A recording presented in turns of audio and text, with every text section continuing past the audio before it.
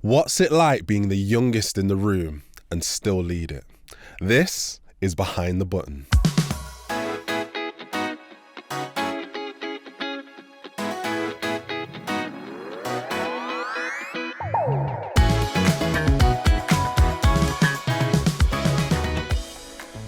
Hello and welcome to Behind the Button, the podcast that really lifts the lid on what goes on behind the scenes in the world of pay. I'm Adrian Goddard, CIPP's Commercial Director, and I'm joined today by someone who's lived and breathed payroll from a very young age. Welcome, Emma Greenfield. Hi Adrian, thanks so much for having me today. We do have a question for you, Emma, from our previous guest. Okay. And what they wanted to ask you was for you to tell us about something within your journey in payroll that's had quite an emotional impact on you as a leader. Okay. I think the thing that's had the most emotional impact is helping others for me. So one of the things I really enjoy in my leadership role is supporting others, particularly within the payroll industry, and supporting others through their journey. That's the thing that brings me the most kind of satisfaction, if you like, in my role. And interestingly, at the weekend, I had a message from a previous colleague of mine who thanked me for helping them get a qualification before I left my previous role, and letting me know how well that was going. So that kind of thing really, that's the thing for me, where I think I can have an emotional impact on others and support other people in the industry. And you know what, that's something that it literally sounds like it's priceless for you to have those kinds of experience and that kind of impression on other people. Yeah, I think I think being able to help people in those circumstances is something that I've benefited from, having great leaders in the past. So that's something that's really important to me, and it's part of my values. Brilliant. So before we jump into the career side of things, it'd be really great to just understand a little bit more about you. So outside of work, who is Emma Greenfield? Okay, so I guess out of work, I am a wife and a mother to my 11-year-old daughter, Isla. Oh my God, that makes me such a bad mom. Work is really, really important to me, but so are my family and friends. So I live on the South Coast. I have 2 dogs, a Westie and a Cocker Spaniel, and I spend lots of time out on the beach, out with my friends, out with my family, and then work, I guess, like you, is pretty full on, lots of travelling in the week. So it's really kind of work or home life for me is really who I am. That's brilliant. Love that. I've got a Cocker Spaniel as well. Have you? Just love them. Mental, aren't they? Yes, they are crazy. But you know what? Every time you come home, they're just so overjoyed to see you. I know. Love it. No, it's brilliant. So, you became a leader relatively young, all right? So It'd be great to hear about the story of how you even got into leadership and your journey, early on in those stages in pay. Okay, so after school, I got a place at university and decided quite quickly that wasn't the path I wanted to go down. I really wanted to get into the workplace. I had some advice, if you want to go and work in accounting, which was my goal at the time, to go and get an apprenticeship. So I did that. Accounting. I went to work for an accounting firm and actually quite quickly found that wasn't really the path that I wanted to go down. And I moved out of practice and a role came up for accounts with payroll. And very, very quickly, payroll was absolutely the role for me. It made sense. I enjoyed it. I was really, really lucky quite early on. I worked for a large highway surveying firm, and we got bought by an international company, and actually I had the opportunity to go to America and work over there for a little bit of time, which was really, really exciting. As someone, I was in my late teens. As part of that role, I had to go and work in Leamington Spa, and as I've just mentioned, I live on the South Coast. I love living by the sea. I love being in my family, and it was just a bit far away. So I actually left the company with no role to go to, and I started temping at a local farm. And I went in on my first day in an accounts payable role. And within the first couple of days, the payroll manager who was there at the time left the business quite quickly, and I was moved into that payroll position. So I temped there for a little while. And then, I got made the payroll manager, and I was 21 years old, managing a team of 2. I don't know, it all just kind of fell into place, really. And then, I haven't really looked back. So, Emma, I know one thing that we're both super passionate about, is Manchester United. Okay, right? yeah. I know we recently had an event at the Theatre of Dreams, right? But it's really interesting what's happened there at the club in regards to the shift in leadership. So I'll be really interested to hear some of your reflections on the club, on leadership, and actually how that translates into your views on leadership and the kind of things that you believe in as to what constitutes to a good leader as well. Okay, so I think it's really interesting to bring in a leader who was formerly a player. I think I really like that concept of you've got somebody there who understands what it's like to be on both sides of the coin, if you like. And I always talk about having the right people in the right roles and having people that you trust in those roles. So things like bringing Johnny Evans in to, work on the set pieces, that's clearly working for the team. So I think I can translate that to work for me when I go into an organisation and I'm asked to look at the structure and I think about what I want the team to look like in the future. I'm always thinking about what roles I need in that structure, what people I might envisage being in those roles and how we'll work together. I guess the other thing as a leader is you're only as good as your team. You're only as strong as the team around you, and whether you're applying that to Manchester United and football or whether I'm applying that to my team at Specsavers, I think that's relevant in both cases. That's brilliant. And do you know, off the back of that, I guess, have you ever seen pitfalls in your journey or even your own experience directly as a leader as to where you've not made those necessary changes that you probably should have made and the kind of impact that that's had? Yeah, I mean, I think it's inevitable that sometimes in big organisations, if you've been asked to go in and make changes, sometimes, unfortunately, you might have to face into, performance issues within the team. And of course, it would be easier not to have those conversations. And I don't think anybody likes having difficult conversations, but you have to remind yourself sometimes that actually if I don't have those difficult conversations with the few, it affects the many and it will affect our progress. So yeah, I think that can be really challenging, but it's also a really important part of being a leader. I want to wind back a little bit as well, right, and touch just a little bit more on that early journey, right? So I believe you went to, you had a college education, right? Yep. And then later on you got your degree with the CIPP. Yep. But that resonated quite a lot because I myself did the same, had a college education and then later on, gained a degree. But at the time within education, it was almost believed that you had to go to university to be able to become a success. Yeah. Subsequently, both of us have been able to get to the heights of directorship, right? Yeah. But just yourself looking back, what were your thoughts at that time in regards to what you believed your career prospects would have been in going as far as college and not actually having that, university education? Okay, so I wanted to, at the time when I looked at doing a degree, I wanted to be an accountant. So I looked at a degree with accountancy with law. Decided quite quickly that wasn't the route for me because I wanted to work and earn money. And luckily for me, I had the advice of two of my friends' dads who had held quite senior accounting roles, and they both advised me that actually they would hire somebody with experience over somebody with a degree. Right. So that was great advice for me at the time. I think what became clear quite quickly was that if you go into an organisation and you work really hard, you can progress. Did I ever think that I would manage to be a director? I certainly hoped so, but I'm not sure that I ever had a solid plan about how I would get there. I think I always focus on my next goal, and I'm very driven, and I make no secret of that. But I'm not sure that I ever thought I would make it. Well, do you know what? I'm glad you did, because look at what you're doing now, right? Yeah, the same impact to you. that you're having. Thank you. So look, it's very clear throughout your career, right, that you've had a 2020 vision for payroll. Okay? I see what you did there. But when was it that you knew that payroll was the career for you? So as I said earlier, I went from a role in an accountancy firm to doing accounts with payroll. And throughout my career, I've had opportunities to take a different path. So when I've been doing well in a payroll role, certainly, I've been in payroll now over 20 years. So payroll's become a lot more recognised than it was certainly when I started in the world of payroll. I've been offered the opportunity to go and become a qualified accountant through a leader who had huge faith in me and played a huge part in my career. And I've also had the opportunity to go and do legal qualifications. And actually, on reflection, both times I turned those opportunities down.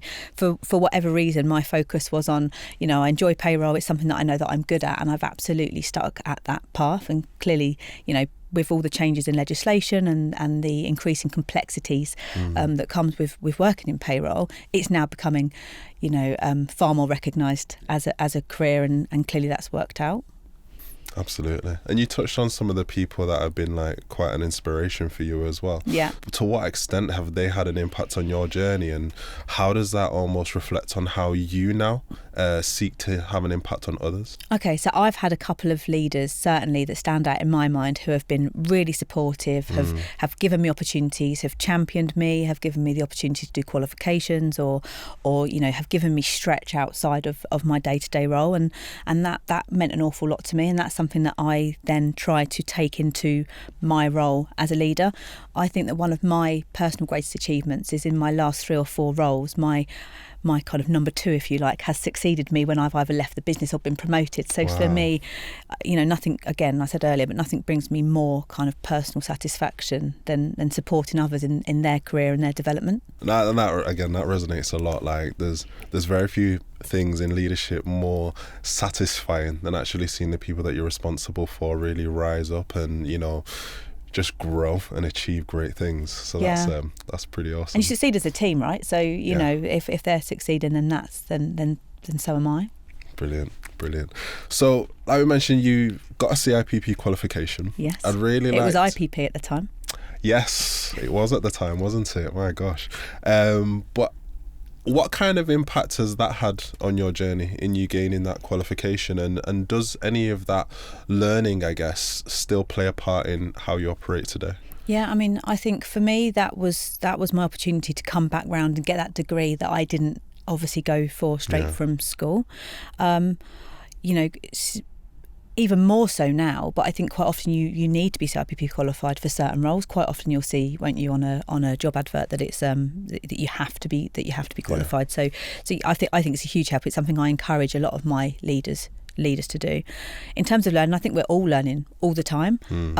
I mentor somebody actually at the moment at Specsavers, which I really, really enjoy, and every kind of session that we have, once a month we get together and I send them off to go do some learning. I do the same learning, so we're kind of doing it together. And as you know, we've just taken on CIPP Quick Learn for Specsavers, and we're all doing that together, myself included. So I think we're all learning all the time. I think that's really, really important for personal development and for growth. Payroll Quick Learn. So as you've mentioned, Payroll Quick Learn. I know, obviously, like you said, you've recently taken that on with at Specsavers from the CIPP. Obviously, it's early days, and the staff are just starting those learning journeys in the Payroll Quick Learn platform. But what's your vision for what you wanted to achieve with that in you taking that learning platform on board? Okay, so I've only been with Specsavers. This is my second stint with the business, but I've only been there for about 8 months at the moment, and I've got quite a large team, and I just don't know what people do and don't know. So for me, this was a really good opportunity to invest in some development for the entire team. And it will also help me understand where our knowledge gaps are, so we can plug those with training and support the team. So for me, that's really the goal of having brought that in. Hope they absolutely enjoy it and just want more of it. Well, the managers have been trialling it, and the feedback has been great. So we're just about to roll it out to all of the teams, which I'm really looking forward to doing that. And I must make sure I do that before this goes live. No, that's brilliant. Do you know what? I'm even going to go through all the Payroll Quick Learn modules myself as well. Are you? So, yeah. But, yeah. Can you share your scores? Well, we'll move on. So, like we mentioned, you've aspired all the way to achieving a director post, right? Yeah. Can you tell us a bit about what your experience was like as a director within payroll? Okay, so I'm head of Payroll Services at Specsavers at the moment, but I was director of UK client payrolls for Assets. I guess for me, being in that position, it's just really, really important for me to make sure that my teams know what our goal is, what is the business strategy, how do we lean into that, how do we play a part in the business goal, so that my team feel valued and are really, really clear on my expectations of my team, in terms of what I expect them to deliver, both day-to-day and longer term. And what was the most challenging aspect of the role? So payroll had moved into a service line And assets grows through private equity investment, and they buy up smaller firms and bring them together. So one of the biggest challenges was bringing together lots of different businesses who had lots of different ways of working, lots of different expectations, lots of different systems into a single team and into a single service line. So the real challenge was, what was really important there was that hearts and minds piece around getting people on board with the journey. What was the end goal? How they could play a part in that. So we managed it because we managed to get CIPP Pass accreditation, and a key part of that is having clear controls, SOPs, ways of working. But that is a kind of an ever-moving feast, if you like, because assets continue to grow, they continue to acquire businesses. So then you're still trying to bring more and more people into the fold, if you like, and that can be quite challenging. And you know what? I've heard so many amazing things from Steve about just how that is continuing to grow and develop and expand. And I think, it sounds like there's some very exciting things ahead for assets there. I think it's really, really exciting for the team, and it's creating opportunities for some really, really great people in payroll. So that's really great to hear. So leaning into, and we'll come on to Specsavers shortly, but leaning into your time with Steve a little bit, because I know that he managed you, and he just achieved the Lifetime Achievement Award at CIPP's annual conference 2025. So how has he influenced, yourself, especially your leadership style as well? I think I went to Assets as a regional payroll manager for the South region, which was about, I managed about 40 staff when I joined the business. And Steve was just really, really great at... It was the first time actually that I had a line manager who had been a payroller. So really? I had always been the most senior payroller in a business.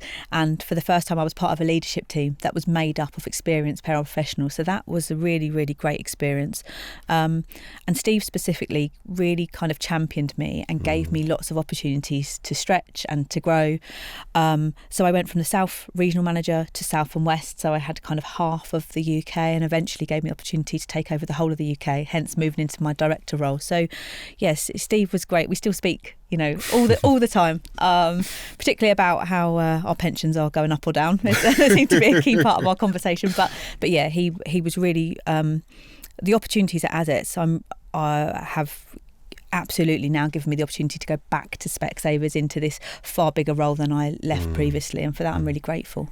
I've got to ask you, Emma, right? So every time we meet, I just look, and even now, just in the conversation that we're having, just your drive, your ambition, just your energy, it's just so amazing, right? Where does that come from? Honestly, I don't know. I just really want... I do know. I always wanted to be a really independent woman. For me, something really early on was I really don't want to rely on anybody. Okay. And now it comes from wanting to show my daughter, like what hard work can achieve. And I don't know. It's just... But someone recently asked me, one of my good friends recently said to me, "Where's the end?" And I was like, I don't know. Like, the sky's the limit. And you can literally see that, like, you literally are aspiring to that, and you're continually achieving more and more. Yeah, it's quite remarkable. Thanks. It's brilliant. So, Specsavers, right? Okay, yeah. This is your second stint at Specsavers, right? And we call that like being a boomerang, for example, right? And I've also been a boomerang at a payroll organisation before too. But what was it that really inspired you to return to Specsavers? And I guess, what's your vision for it moving forward? My vision is to really drive, so I'm responsible for Payroll Services, so that's payroll, pensions, expenses and benefits. At the moment, the teams are quite segregated, and what we've been working on really, really hard over the last kind of 8 months is really bringing the managers together, building those relationships, collaborating so that we can deliver the best possible service to our stores. So Specsavers is a JVP model, so the stores... Most of the stores are owned by the directors in the stores, 50-50 with Specsavers. So it's their business. So they're really, really bought. We have to get this right, because if we get this wrong, it's their money, it's their profit. It directly impacts their P&L. So for me, it's about delivering great customer service. It's almost like having a bureau team within a business. We are the internal payroll team, but we're also the bureau for the stores. So it's a really, really different model. Collaboration, driving efficiencies, utilising technology, and our goal is to get past accreditation. So again, we kind of have that in our minds that that's what good looks like, and that's where we want to get to as a team. Fantastic. And, considering everything that you've talked about, I'm sure the payroll assurance scheme is something that you'll be able to achieve. It sounds excellent. I hope so. It's the goal. So I know you've listed a number of things already about Specsavers. It sounds like an incredible, business to work for. Yeah. And that it's still family owned as well is super impressive at the same time. But if you were to highlight one key thing, why would you describe it as being such a great place to work, not just as an organisation holistically, but especially within the pay function as well? I just think the opportunities that are available to everybody in the business, there is so much drive on development within the business, and it doesn't have to be within payroll. It can a lot of people move sideways to move up. It's an organisation where people just don't leave. I think that speaks volumes. I think in this day and age that there's people in my team with kind of 30 years service. That's impressive. It is impressive, and I think the opportunities that the organisation gives to everybody, whether that's moving from support office to retail to support office, or within either of those areas, they do so much to support that and promote that internally, and that's like nothing I've really experienced before. You've landed in the right place, clearly. I'm loving it, yeah. So definitely the right place at the moment, yeah. Brilliant. So you've talked about both. You've talked about outsourced and also in-house as well. Be really interested to hear what the kind of joys and some of the quirks as well between the different types of payroll. Okay, so I think, I love working in-house in a payroll team, because I think if you can really get under the bonnet of what the business delivers, I think you can really influence and impact that in payroll. Staff costs are quite often the biggest outlay of any business. So therefore, if you can really understand the business, really understand what's going on, you can drive savings, you can drive changes, you can drive policy. For me, I love that part of an internal team. I guess what I got from working in a bureau though was that commercial acumen. So that thinking about how we win more business, how we enhance our services, you have to deliver a great service all the time, otherwise you're going to lose that customer and that revenue is just going to walk out the door. So I guess for me personally, whilst my preference is in-house, I've definitely gained that commercial side from working in a bureau environment. Brilliant. It sounds like almost like a portfolio payroll career that you've really built here. And feeding into that, tell us, I know that you've worked in many different sectors, right? Tell us about some of the sectors that you worked in and also some of the experiences in those sectors. Okay, so obviously I'm currently working in retail, and I've worked in retail for Specsavers and for Estee Lauder. I've worked in the farming industry. So when I was younger and I worked at a farm, I was responsible for running payroll, and it was a piece rate payroll. And I'm not sure how many of those are around anymore, but every single day, all of the labourers, they would go out into the fields and they would pick lettuces and spring onions, and it would actually be manually counted how many they picked. It'd be filled onto paper sheets, ball back into the offices, and we would have to put that into spreadsheets and work out how much each person had made each day based on how much they'd actually picked in the field. So that was quite some time ago now, but that's very, very different to anything that we do today. I've worked in technology, so I've worked in the technology sector. Kind of quite a broad portfolio. Absolutely. Wonder what's next.